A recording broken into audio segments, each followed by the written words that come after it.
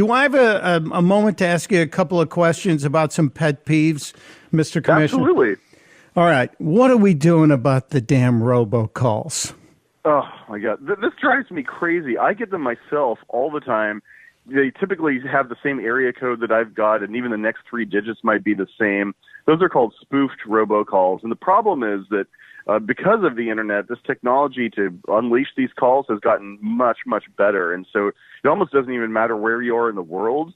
In fact, most of the robocalls we see come from abroad, but seem to be local. So the FCC has taken out the stops to attack this problem. I've demanded that the phone companies adopt what is called call authentication for every single phone call. Essentially, this is a digital fingerprint that would be attached to every call to verify that the call is legitimate. And if the phone call didn't have that fingerprint, then the phone carriers wouldn't carry that phone call on their networks. And so I told them, we want this implemented this year, and if it's not, the FCC will take regulatory action to ensure that it is.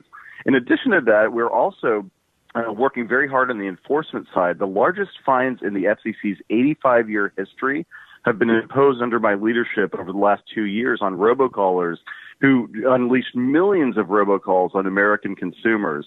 And in addition to that, we're working with other agencies, the Federal Trade Commission, and even agencies abroad in places like India to cooperate on law enforcement to make sure that we can track down and go after these call centers. They're set up for the express purpose of unleashing these robocalls. It's gotten to the point where I get every single day a number of emails from consumers saying, I don't even bother answering the phone anymore because I know that it's more than likely than not a spoofed call, and I'm sick of it. And I'm sick of it too, and as the chairman, I can tell you that this is the FCC's top consumer protection priority, and we're not going to stop until you can answer that phone with confidence.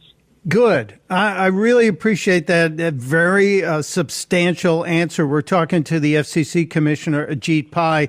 Only have a couple of minutes here to get to some of my other pet peeves, Mr. Commissioner. Hey, absolutely. Will campaign robocalls be included in your action on robocalls?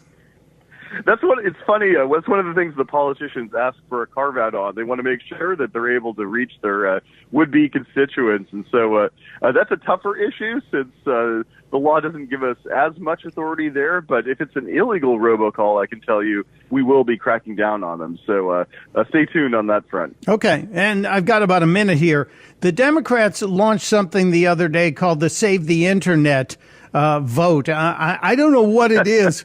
I didn't realize the internet was in danger. Is this another push for net neutrality? You got 40 seconds.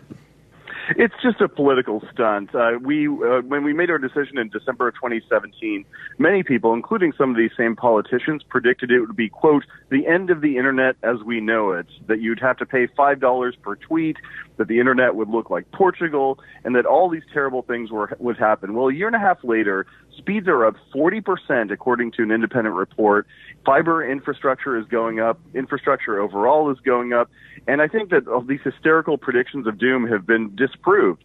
So why are these politicians doing this? Well, I think they perceive that there's political advantage to be had. But here in the fact-based world, the FCC is focused on closing that digital divide, promoting more market-based solutions, and ultimately, hopefully Congress will come to its senses and put on paper those open internet principles that we all agree with.